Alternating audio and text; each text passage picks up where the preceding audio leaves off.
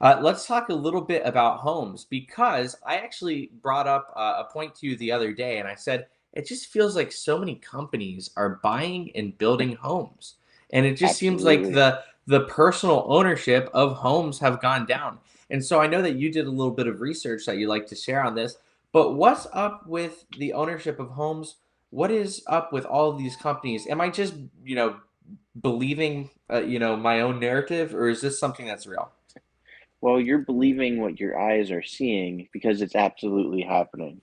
So, looking at the stats a little bit earlier, we're up to 15% of all US homes are vacant because they're either being used as rentals or they're in a inner city area that needs revitalized, or they might have struggles with the population in that area being able to buy, so they might rent.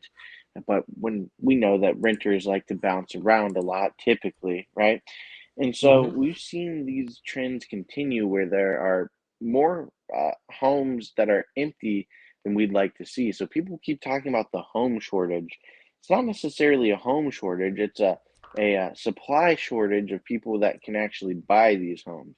So they're being bought up by BlackRock and some of these other investment firms and used as long term and short term rentals to be able to try to boost basically the mutual fund that they own.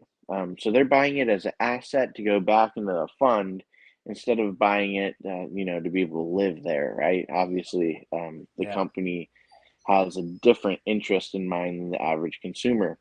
I was Hmm. also reading earlier today that home ownership from 2003 to 2023, just within 20 years, has dropped almost 10%.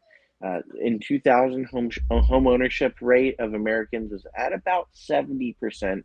Now it's hanging around 61%, 60%, depending on where you go to get the numbers.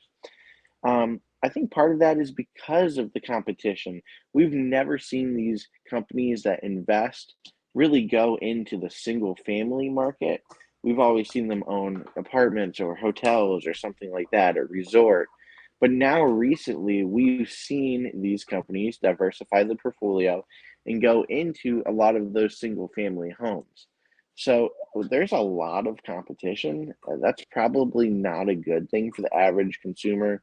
um, I just wanted to also point out, um, as I read through my notes here, um, it's also interesting that some of these homes continue to be in areas with declining populations.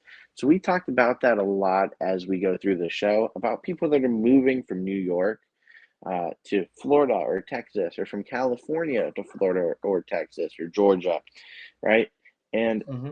they're leaving a lot of their homes behind, and a lot of the people actually have money to maintain two homes or maybe have a vacation home. But I mean, realistically, because of that, we see a lack of inventory, and that's going to really affect the market. That's why prices are still artificially propped high right now. I agree with you. I think that prices are higher because, there's not as much demand as prior years, like, the big years, especially here in Florida, the big boom of like 2021, 2022. But it's interesting. I really Yeah. wonder, and I personally believe that there's a diabolical plan happening here, which is that these big corporations, they already have a monopoly on the apartments and condos. It's not like you have a whole bunch of individual investors doing those. So they already have Yeah. that.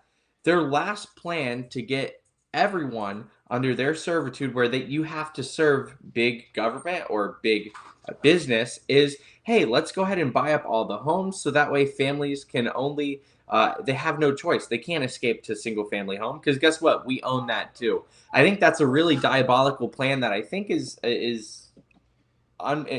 play.